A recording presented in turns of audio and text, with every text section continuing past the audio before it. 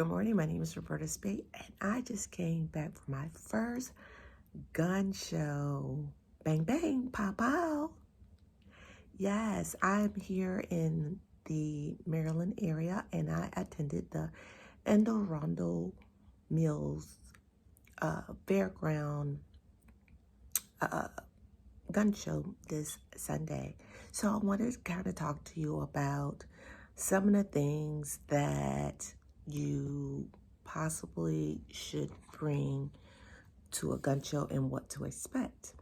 Now, this gun show was pretty small, but I'm in a small, tight space, and it had 250 vendors. And the tables were really, really tight, but you had enough walkway to, it was almost like a maze. So you had the outer, and then you had the inner, okay? And they really packed people in, and they had a great, great turnout. So if I was to do this in a bigger facility, and I definitely would have had more signage. Even in this facility, the first thing I would say is get to know the promoters of the show. Start a relationship with them first. And then, you can expand with some of the things that you possibly want to do, such as getting more signage. I think I would have did better if we had more signage, and preferably at the front. Also, one of the big thing is with this promoter was that they did a first come, first serve, and they had a Friday 12 noon set up, which I didn't go to, but they had a Friday 12 noon set up, and then early Saturday morning set up. So when I got there Saturday, a lot of the outer perimeter had already been taken, which was fine. However, if it was a bigger facility, I would prefer to have been on the outer up front. So make sure you kind of know how big the facility is and how many vendors are going to be there. And also what kind of vendors. If you are a fingerprinting business such as myself, we were looking to get in contact with customers that were manufacturers, collectors, pawnbrokers, people like that needed the EFT files, as well as individuals. So we only got like 2 gun shops, and one of them already had a designated person or designated business that they were working with for fingerprintings. So that was cool though. You never know.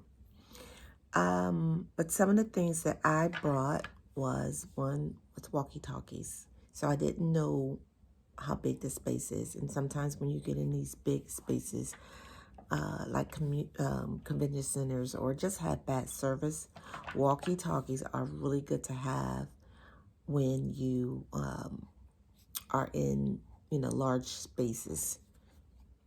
Okay. And I have these because I do events for my other businesses. So I always have walkie-talkies so I can talk to my volunteers and people who are helping me run the event.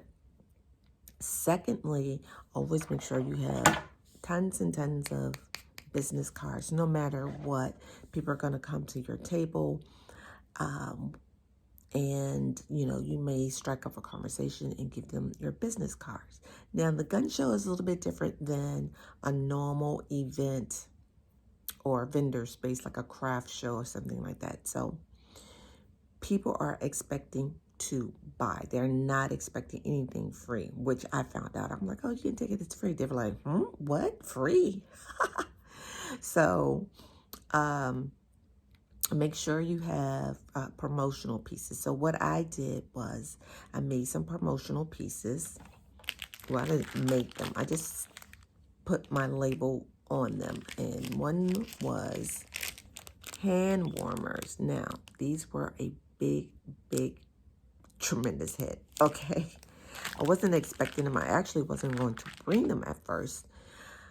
I didn't think that, would be needed, so I got a box of them, and I just put my labels on there that has my, my name, my company name, phone number, and the website. I also did my partner who was there with me. I also did his as well.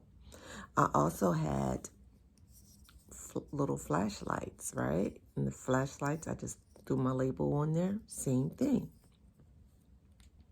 So I had those two promotional pieces as well as USB drives with my logo on those. So those were the three things that I had there that had promotional pieces. I also had signage, which was at the front of our table, kind of pointing towards the traffic, that was the flow of traffic, so that they could see that. We did get some customers to do, regular prints, which was great for out of state. Boom, which was really great. But also to have something easy peasy to get payment. I fumbled on that.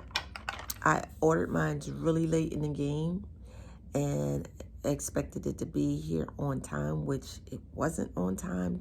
So my partner, he had his, so it was easy to just tap and go after they got their fingerprints done. So make sure you have something to make the the money transfer really easy and quick. Okay. Secondly, also make sure you have some kind of hotspot either on your cell phone, or my business partner had his on his cell phone. I used a business hotspot machine, okay, portable hotspot.